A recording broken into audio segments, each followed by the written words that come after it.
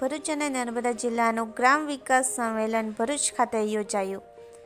સમાજની સજ્જન વ્યક્તિઓ સમાજ વિકાસમાં જોડાઈ ગામની તેમજ સામાજિક સમસ્યાના નિરાકરણ માટે ગામ પોતે સંવૈચારિક શક્તિઓને જોડીને ગામનો સંપૂર્ણ વિકાસ કરી શકીએ તેવા ઉમદા ધ્યેય સાથે ભરૂચ નર્મદા જિલ્લાનું ગ્રામ વિકાસ સંમેલન વડોદરા વિભાગ ભરૂચના એપીએમસી વડતલા ખાતે યોજાયું હતું. આ વેળાએ ગુજરાત પ્રાપ્ત પ્રચારક શ્રી ચિંતનભાઈ ઉપાધ્યાય તેમજ ગુજરાત પ્રાપ્તના સામાજિક સમરતાના પ્રાપ્ત સંયોજક શ્રી ભાઈલાલભાઈ પટેલ મુખ્ય વક્તા તરીકે ઉપસ્થિત રહ્યા હતા. આ ગ્રામ વિકાસ સંમેલનમાં ભૂમિ, જળ, વન, જીવ, ગૌ, ઉર્જા, જન જેવા 7 સંપાદનને બચાવવા અને તેનું સંવર્ધન કરવાનો અનુરોધ કર્યો હતો. આ ઉપરાંત ગ્રામ વિકાસ પંચશક્તિ જેમાં ગામનો વિકાસ કરવો, જેમાં ધાર્મિક શક્તિ, સજ્જન શક્તિ, યુવા શક્તિ, માતૃશક્તિ અને સંગઠન શક્તિને પ્રાધાન્ય આપી ગામની ચિંતા ગામ લોકો કરે એ બાબત પર ખાસ ભાર મુકાયો હતો. ભરૂચ જિલ્લો અને નર્મદા જિલ્લાનો વડોદરા વિભાગ અંતર્ગત આ ગ્રામ સંમેલનનું આયોજન આજે 4/2/2024ના રોજ એપીએમસી માર્કેટ ભરૂચની અંદર વડોદરા ખાતે આ સંમેલન આપણે યોજવામાં આવ્યું છે.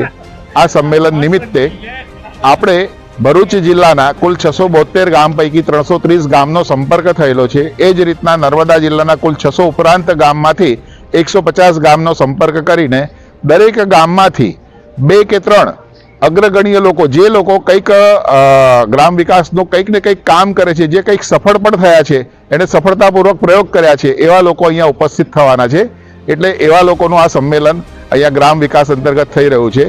સંઘ દ્વારા જે આ કાર્યક્રમ યોજાયો છે એ કાર્યક્રમ નિમિત્તે આપણે અલગ અલગ સંઘની પણ ગતિવિધિ છે, એ ગતિવિધિની પણ માહિતી અને બધા લોકો એના પણ પ્રયોગો જે દરેકે દરેક ગામની અંદર કરી રહ્યા છે, એ ગામ બોલે છે એ સત્ર અંતર્ગત એ પોતાની રજૂઆત કરવાના છે. અને એ રજૂઆતના આધારે એ બધી અલગ અલગ પ્રકારની જે રજૂઆત થશે એના આધારે બધાને પ્રેરણા મળે, બધા જ ખેડૂતોને પોતાના ગામની અંદર પણ કંઈક પ્રેરણાત્મક ભાવ જાગે એટલા માટે આ ગામ બોલે છે અંતર્ગત બધા ગામની અલગ અલગ કંઈક પર્યાવરણની વાત કરશે, કોઈક કુટુંબ પ્રબોધનની વાત કરશે, એટલે કોઈક સામાજિક સમરસતાની વાત કરશે, કોઈક પ્રાકૃતિક ખેતીની વાત કરશે, કોઈ ગૌ સેવાની વાત કરશે, કોઈ આ બધા અલગ અલગ પ્રકારના જે કામ છે એ બધા લોકો રજૂઆત કરવાના છે. બધા લોકોને માહિતી મળે અને સારી રીતે થઈ શકે એટલા માટે લોકો પણ પોતાને ત્યાં પણ આ જ કરી શકાય, કારણ કે કોઈક એક ગામમાં થઈ શકે છે એનો અર્થ કે બધા જ ગામમાં થઈ શકે. એ ભાવ જે છે એ ભાવ જગાવવા માટે આ ગ્રામ સંમેલનનું આયોજન કરવામાં આવેલું છે. અને આ ગ્રામ સંમેલનના નિમિત્તે અહીંયાથી કૃષિ યુનિવર્સિટી કેવીકે છે, એ સિવાય ગ્રામ વિકાસના એમાં ગૌ વિભાગના ગૌ ચિકિત્સા, ગૌ સેવા, પછી ગાયત્રી પરિવાર અને આ બધા જ લોકોએ અહીંયા સ્ટોલ લગાવ્યા છે. એ જ રીતનું ખાસ કર્ણાવતીથી આપણને છે બંસી ગૌશાળા છે, એના પણ લોકો અહીંયા આવ્યા ને એ ગૌ આધારિત ચિકિત્સા એનો પણ અહીંયા એક સ્ટોલ છે. તો એ લોકોએ પણ એ પોતાનું માર્ગદર્શન અહીંયા આપવાના છે. ખાસ તો બધા જ લોકો કેવી રીતે આ બનાવી શકાય પોતાની રીતે, ગ્રામજન પોતે અહીંયા શીખી જાય કે એક નાની નાની વસ્તુ કે ભાઈ અમે આ મારી રીતે કરી શકીએ, એ પ્રકારનું માર્ગદર્શન અહીંયા આપણે કરવા જઈ રહ્યા છીએ. અને આ ગ્રામ સંમેલન નિમિત્તે આજે એટલા માટે એકત્ર થયા છે, બધાને પ્રેરણા થાય એટલા માટેનો આ વડોદરા વિભાગનો ગ્રામ સંમેલન થઈ રહ્યું છે. આવું જ એક ગ્રામ સંમેલન બીજું એક વડોદરા જિલ્લાની અંદર ચણવડ ગામની અંદર પણ થઈ રહ્યું છે. આજની તારીખે જ આ જ સમયે થવાનું છે. શું નામ છે તમારું?